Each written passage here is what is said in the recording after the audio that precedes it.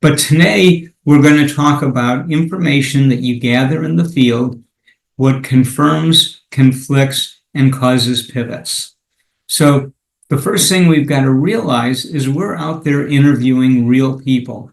And if you haven't started that, I'm going to tell you it is very important that you get out there and do the interviews. But what we want to do is learn what they want, not what you think they need.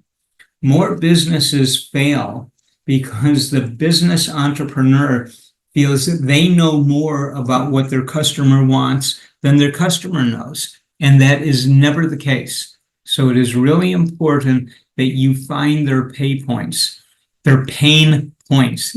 Try to say that twice in the evening. People pay to make pain go away.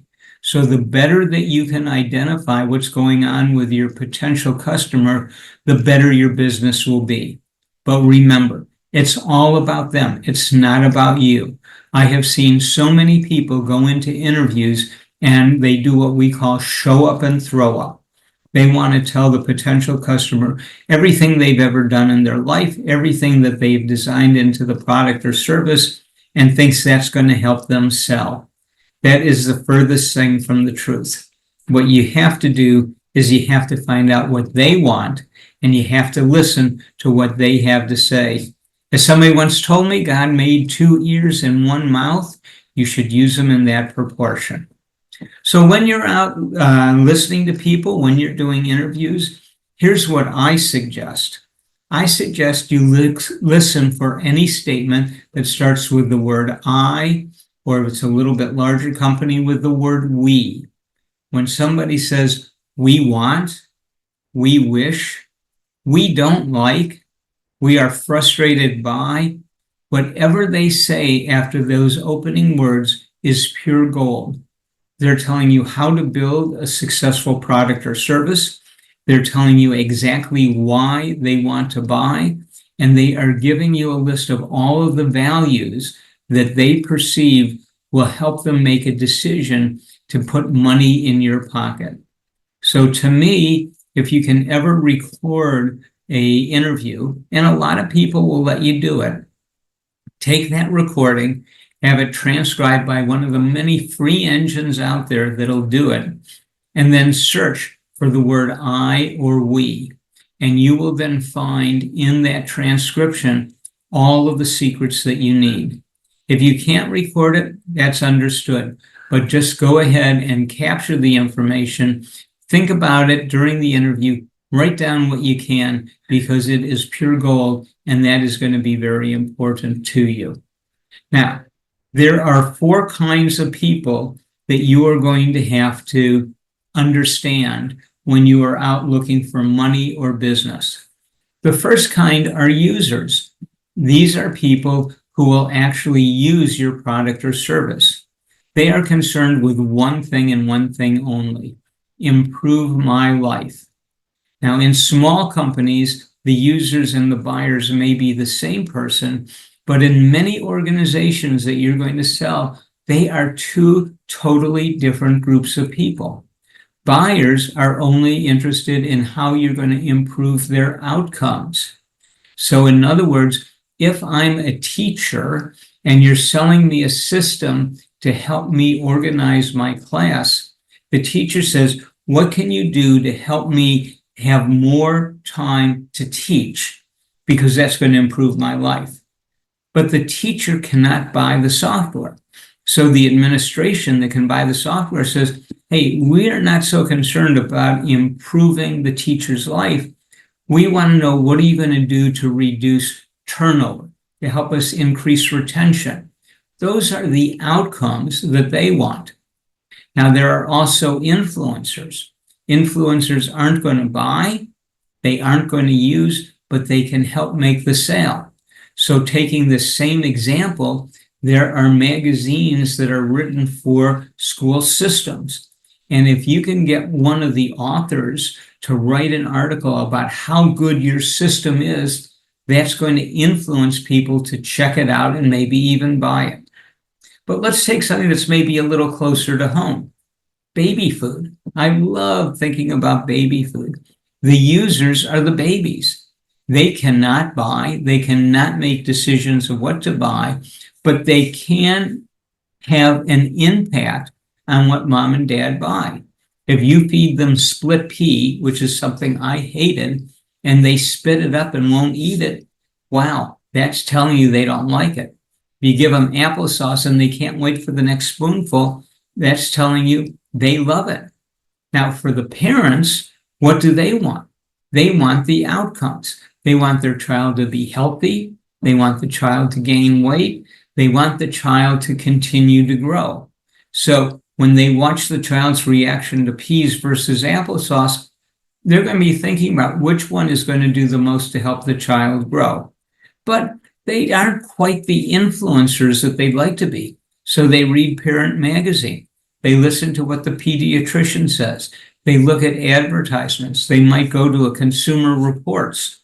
Those are all the influencers who are going to help them make the decision.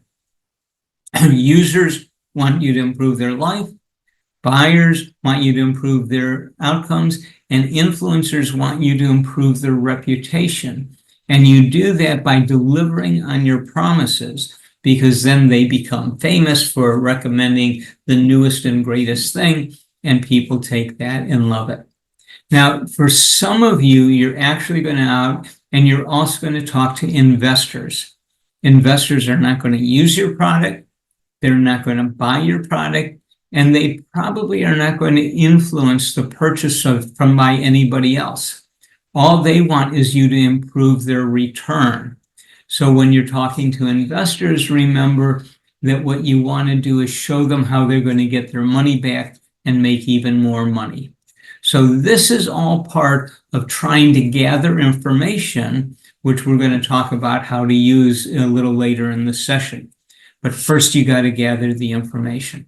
So these are the 4 kinds of people that you are going to be gathering information from.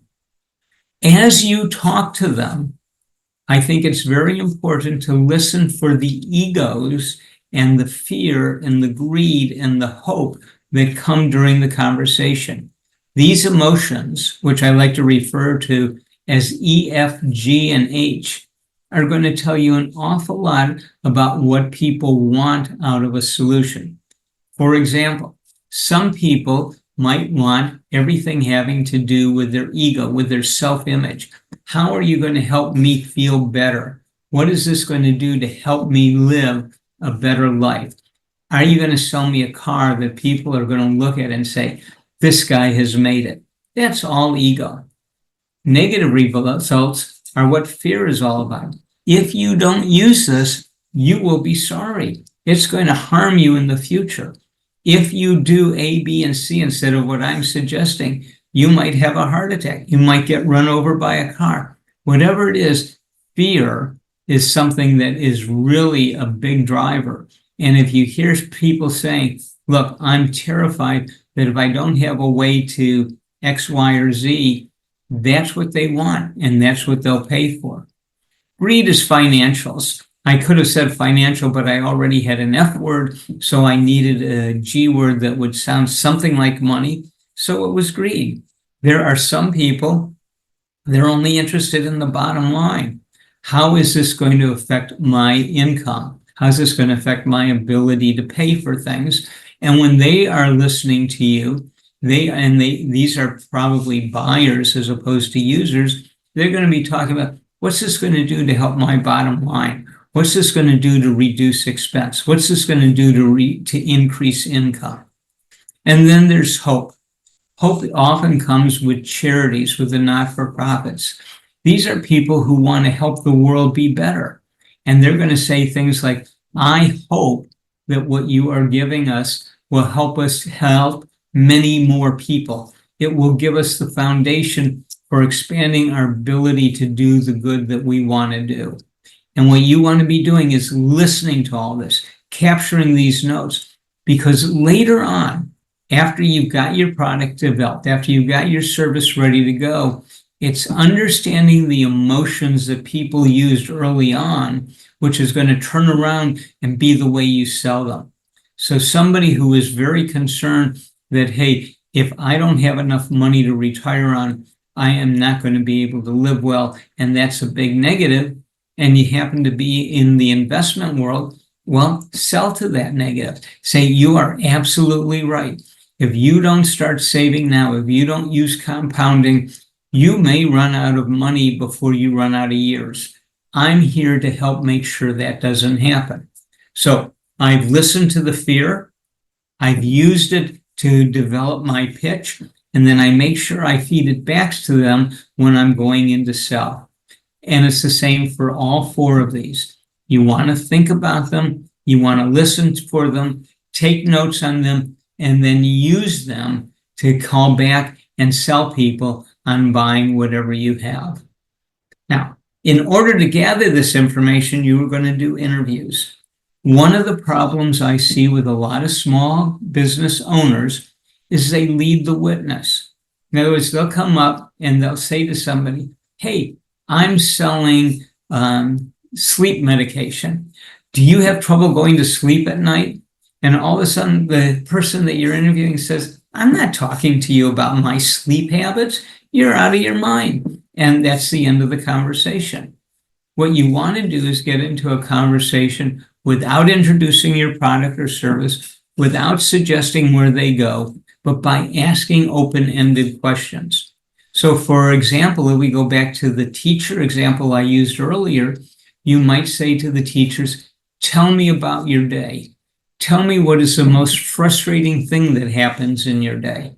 Now, I may have designed a system, and in this case, it's true. We worked with a small company, and they designed a system that used artificial intelligence and the ability to listen and recognize voices to do roll call in the morning. But what they found by talking to the teachers is taking roll was only part of the issue. They wanted the system to then use the roll to contact the administration and contact the parents if people weren't there. That was not part of the original design, but by asking the open-ended question, what frustrates you? What is the most difficult thing you have to do? They started to understand more things that were important to the system than they understood to begin with. So don't sell your product. Don't tell them what you're interested in. Ask the question. If you're doing food, what do you like least about restaurants? Okay, that may tell you a lot. But if somebody says, well, I don't go to restaurants, don't just stop there and say goodbye. Say, who else do you know that enjoys restaurants? You're looking for as many people as you can to talk to. When we teach the class in entrepreneurship at St. Louis University, we required each student to do a minimum of 10 interviews. We were an I-Corps node, and before you could get money from the national government, and right now that money is on hold, you had to be able to do 50 interviews. And I think that is really indicative of somebody who has got a better chance to succeed than somebody who talks to 2 or 3 friends, and that's it. Your friends are going to try and tell you what you want to hear. They're not going to tell you what you need to hear. Okay. In addition to asking the open-ended questions and listenings, you got to observe what people are doing. And the easiest example, we all know that people who have walkers have added something to the walker that wasn't there when they bought it. That's a tennis ball. So when you see something that is unusual, that's a specific question you can ask. Why do you have tennis balls at the bottom of your walker? The answer I got when I asked that question was, well, when I go from carpet to floor or floor to carpet, I'm changing the friction. And in the walker, before I put the tennis balls on, I could suddenly slip and fall. And other people warned me that that was going to happen, told me to get tennis balls before I started using the walker. So I did. And it so happens that right now, someone is selling tennis balls that have been pre-slit and opened up so you can put them on the bottom of a walker. Now, they were never meant to be tennis balls. These are probably, the ones that came off the bad end of the manufacturing that were not approved for use on the court. And they took them and made a business out of it. How simple was that? All it did was take some observation. Now, the other thing you'll find is as people tell you things that they are interested in or that they're afraid of, ask why over and over to understand exactly why they have said this. I had somebody, and I did computers, and I helped people design, pick computer systems. And I had somebody who called me up and said, Steve, we need you to design a hiring system for us.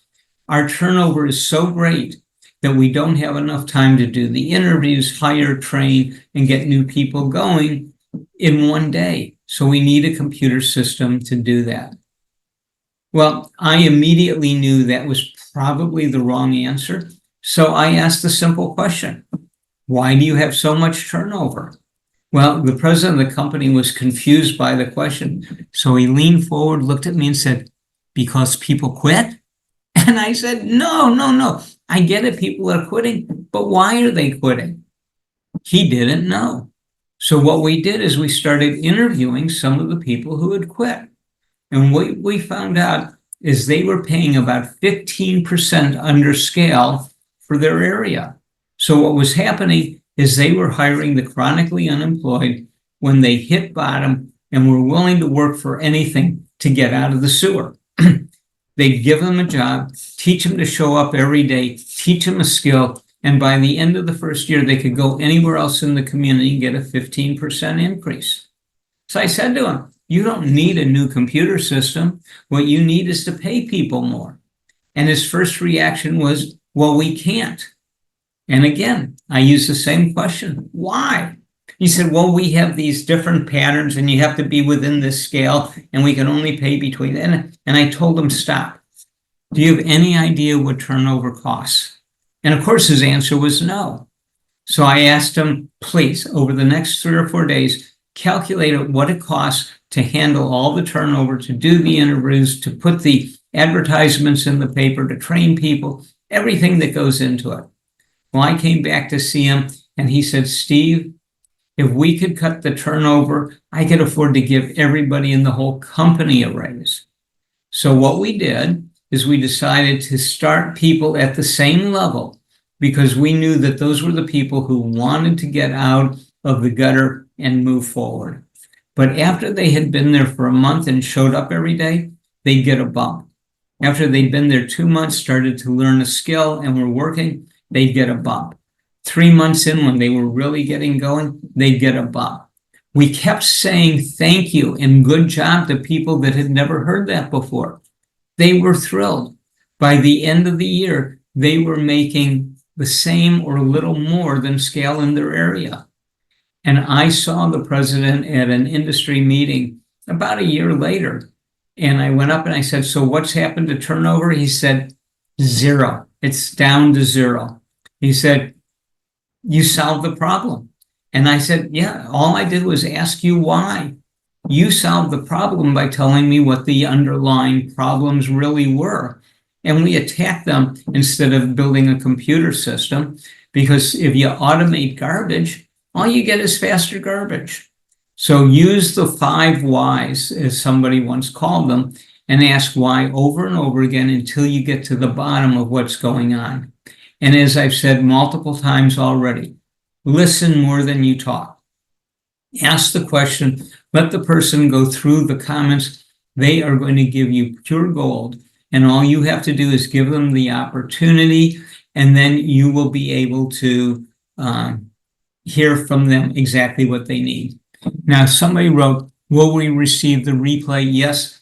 When you receive the request for the survey, which I hope you'll say, hey, Steve did a great job. They'll also send you a copy of my book, which is free, and we are glad for you to have it. It's called Simplify Everything. Get your team from do to done. And you can also request copies of the slides if you want. I use slides just as an outline to make sure I don't forget to tell you something that was planned. I don't think they're very exciting, but if anybody wants them, I'm willing to give them out. Anyway, so yeah, I hope that answers that.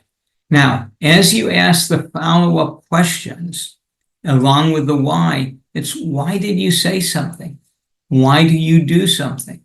Who else can I talk to And what are the gaps in what you do today?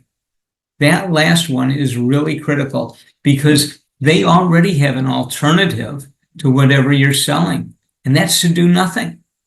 So you've got to find out what are the gaps, where are they looking for more help?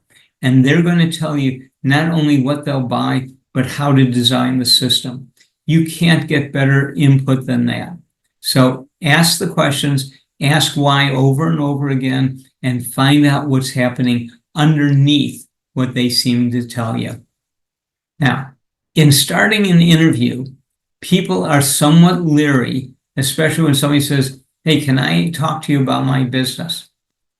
I have suggested to everybody talk about, hey, we're doing a project. If you are around a university, hey, we're doing a project for a university, or I'm doing a project for SCORE. I'm not selling anything. I only need 5 minutes of your time. This isn't going to take hours. I just want to talk to you briefly and then start with an open-ended question. As long as they don't think that you're selling them, they will continue to talk. I find many of these 5-minute interviews will last a half hour, 45 minutes. In some case, people at the end will say, you know what? If you can help me get over all these things I talked about, I want you to call me back and sell me a copy of whatever you are building. And so these are very, very important. If you're asking the right questions, if you're digging into the answers, if you're listening and letting them talk and you're not trying to sell them, you will gather the most important information you can in your business. Now, this is where it gets exciting. Now you have heard all of this input. There are 3 things that are going to happen. 1, you are going to receive confirmations that prove what you were thinking is right. This isn't validation of your product or your service. This is just confirmation that you're thinking correctly. In other cases, you're going to receive conflict. This disproves what you thought. And then in other cases, you're going to get new insights, which are going to add to your thoughts. So this is the culmination of all the interviewing you're doing. So let's talk about each of these. Confirmation is wonderful. It makes you feel good. But too many times I have seen people starting businesses based on what they think, very small amount of outside data, and they fail.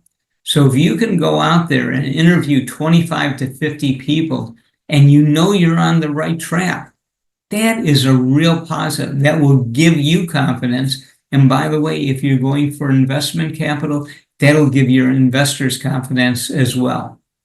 You also will find that people believe what you were thinking. And this is really important because belief, perception becomes reality. So if you're talking about the walkers and making a better walker that won't slip between rugs and hard floor, well, people are going to say, you know what?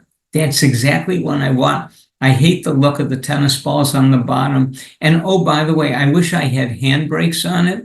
And you know what would also be nice? If you could give me a tension knob so I can give as much friction as necessary so there's a feeling that it's holding me. They're going to go on and on and on. And then you're going to get this information. You're saying, yes, this person gets it. They are confirming what I think people in this area want and what they're going to buy. Plus, confirmation confirms that there's a want out there. Because again, people only buy what they want, not what they need. There are many things that I need. Maybe losing weight is one of them. But until I want to, it's not going to happen. So always keep in mind that wants are much more important than needs. Every once in a while, I got to put a little fluid on my vocal cords. Now, conflict, a lot of people think, oh, that's negative. I don't want to talk about conflict. Conflict is more important than anything else. Because just because you can confirm that people are thinking the way that you're thinking, that's not going to get you to the end result. Conflict may tell you that your perception of the marketplace might be wrong. And you want to understand that before you invest your life savings into building a product or a service. Find out where the mistakes are. Find out where your thinking is maybe a little wrong. Because now at the earliest stages, when you gather that information, you can do something about it before you've spent a lot of money going down the wrong track. And again, people might be telling you they don't want what you have. Why? Well, that's why you ask why 5 times. Why aren't you interested in this? And they might tell you, look, I can get this done easily with X, Y, Z. And that's what you want to know, because now what you have to do is you have to be able to compete against X, Y, Z, or maybe you integrate X, Y, Z into your product or service, and that takes you at another level and allows you to sell to more people. Those are things that you can only learn by listening. And with enough conflict, if you find very little confirmation, this is the time to re-examine what you want to do. If the marketplace is telling you we're not interested, save your time and energy for a better opportunity. In the one class that I teach on entrepreneurship, each student must come up with a business idea. At the end of the semester, they are going to tell me, am I going to start the business or not? If they say not and have a good reason because of all the research and everything, they can get an A.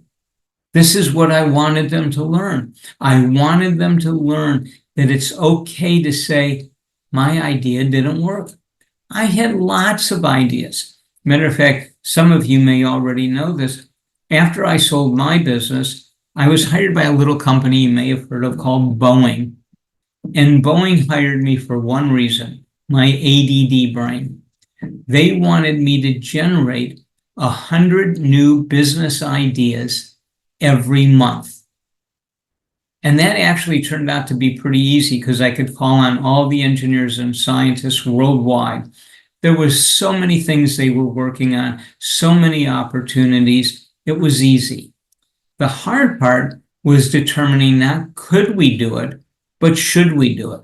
And their expectation of me was that out of 1,000 ideas, they expected 2 to become real businesses.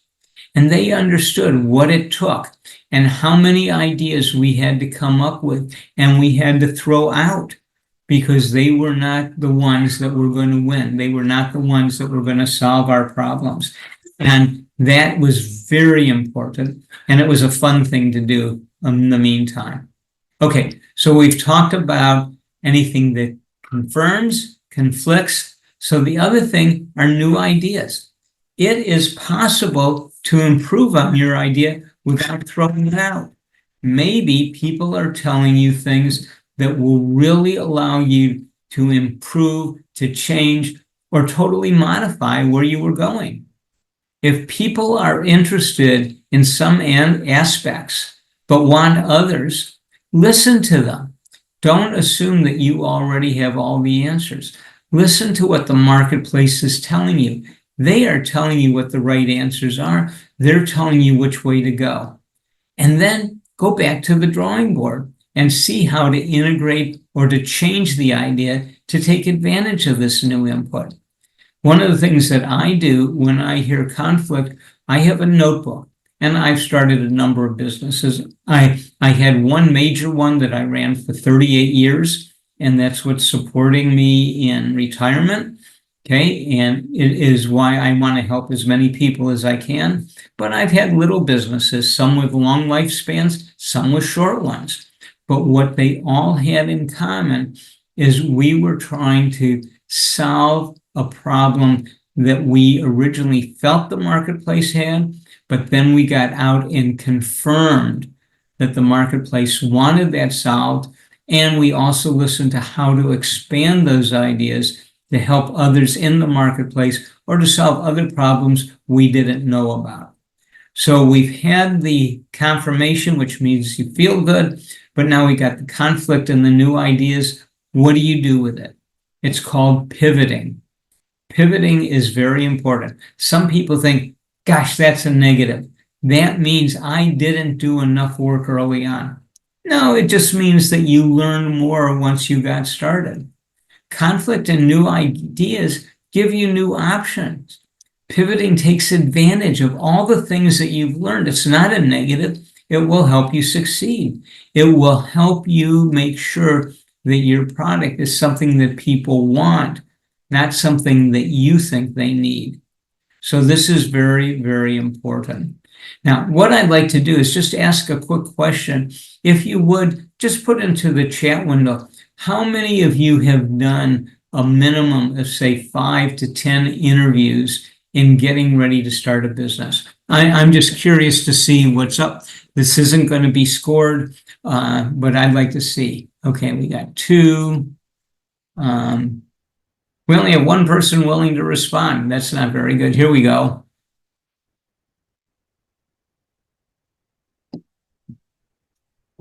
Five, 2. Okay, so I would say that in general, this is what I expected. And I will tell you, there are a number of zeros out there. There are a lot of 1s or 2s. If you stick to the 3 F's, which are friends, family, and fools, that's also where you can find money. If you stick to that, you're not going to get the information you need. So I would suggest that each and every one of you set together a list. Sit down, and right now would be a good time to take a minute. I find that so many of these presentations are take a deep breath, talk for 45 minutes, and then hope people retain something.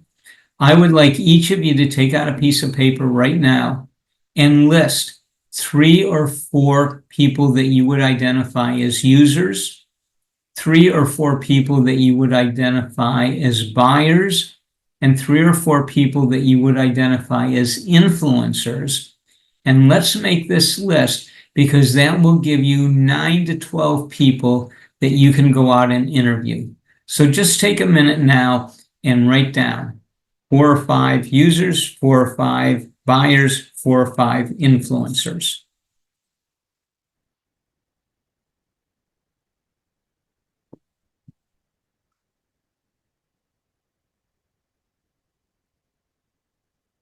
And I will tell you that as you interview these people, it's going to be amazing what you learn.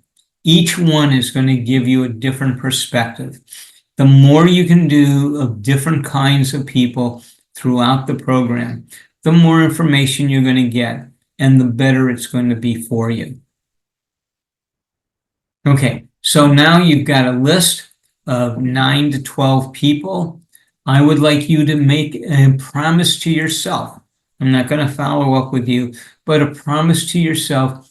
How many of these people will you interview next week? Not going to go 2 months. I've found that when I tell people, well, what can you get done in 3 months? They give me this long list, and 2 months, 2 weeks, and a few hours, they come back and say, oh my gosh, I didn't even get started. And they didn't accomplish anything. So I always look for what can you do in 1 week? And I'd like you to be honest with yourself and give yourself a goal. Do that for this coming week, the week following, well, that's 4th of July, so you might not get as many interviews in, and the week after that. And then all of a sudden, you will have the foundation to really help your business succeed. So I hope you will do that. Okay. In all cases, for all of your businesses, keep interviewing. My major corporation that I started used to be a one-man shop. When I sold out back to the employees and some of the other partners through mergers, acquisition, and growth, we had over 220 people. Okay, lasted 38 years. Was a great run. But through all of that time, I kept going out and talking to people to understand what they wanted. And we kept iterating. We kept changing the services that we provided because people changed in their needs.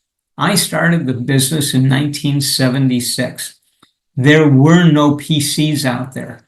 We were helping people use mainframe computers. As PCs evolved and came, guess what? We had to keep changing what we did. In the early days, it was easy. Everybody had these big computers. They were only owned by big companies that had lots of money to spend, and there weren't a lot of people competing with somebody like me who wanted to help them. By the time we got into the 90s, the world has changed. Everybody could afford a computer. Everybody's son or cousin was doing the programming for them. And all of a sudden, nobody wanted to spend the money that they had spent on consulting. Okay, we had to change what we did. I didn't give up. I morphed, I pivoted, and I kept going. And I kept going into the teens until I decided, okay, it's time to retire. That was 2014. And the day after I retired, Boeing hired me. So it was pretty cool. Anyway, you keep looking for new conflict.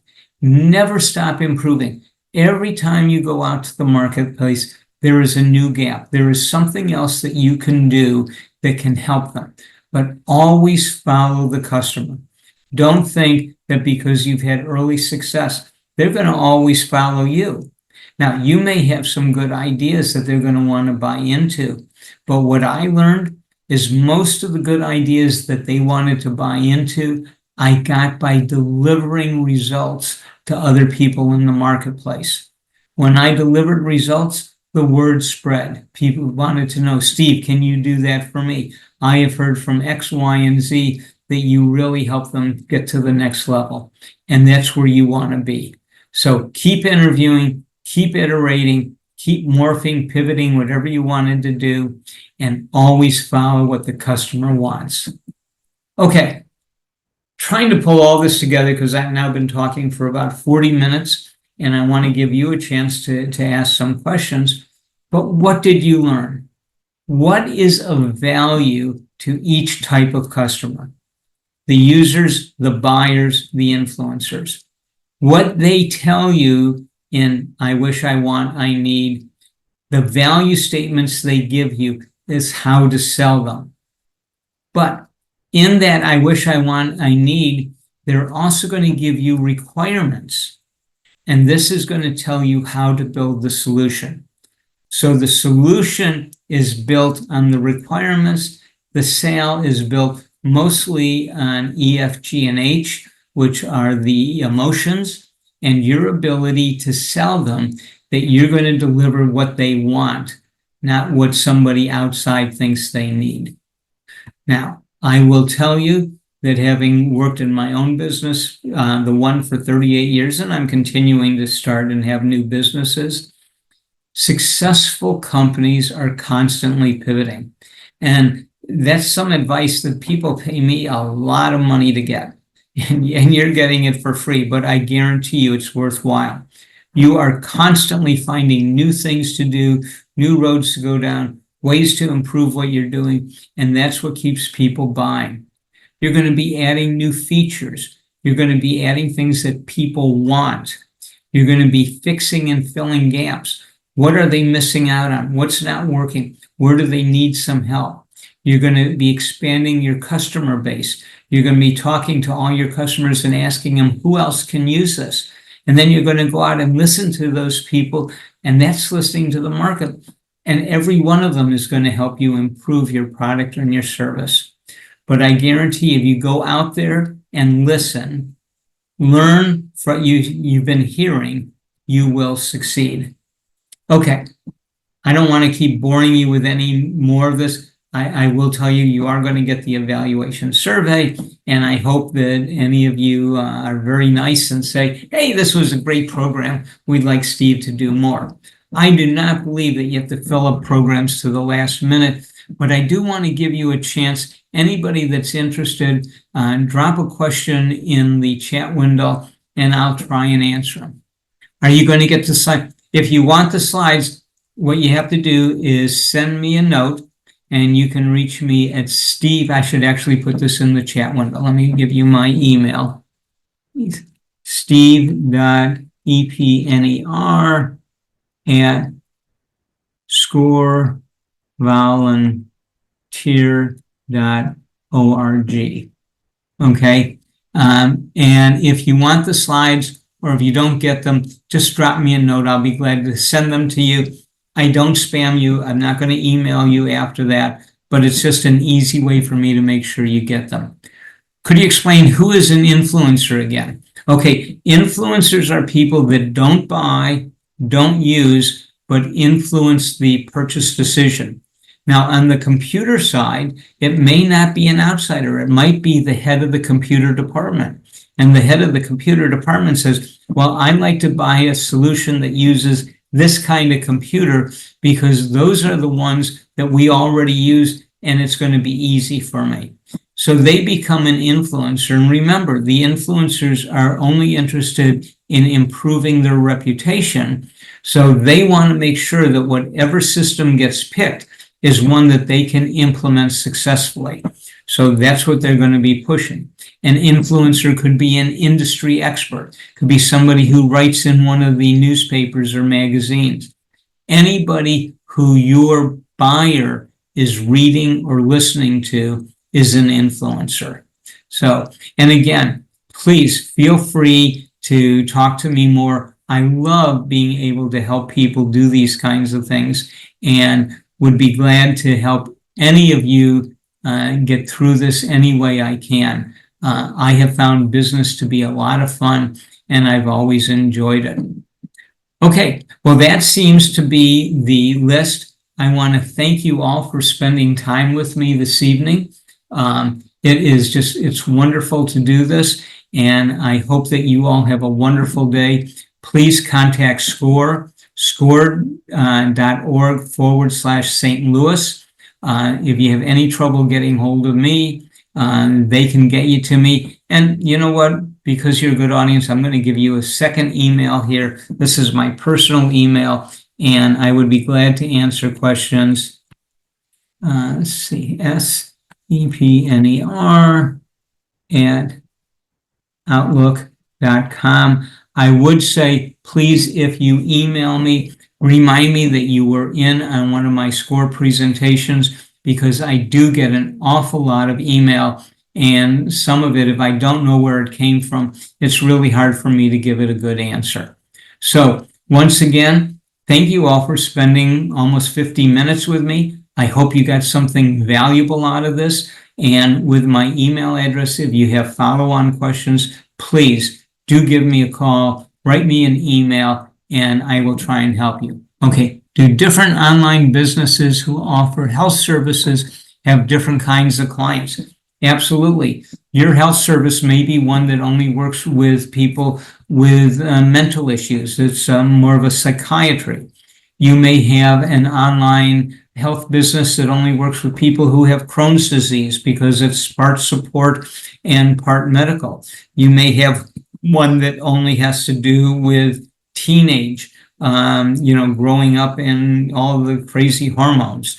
I just went through a granddaughter who went from angel to devil and back to angel.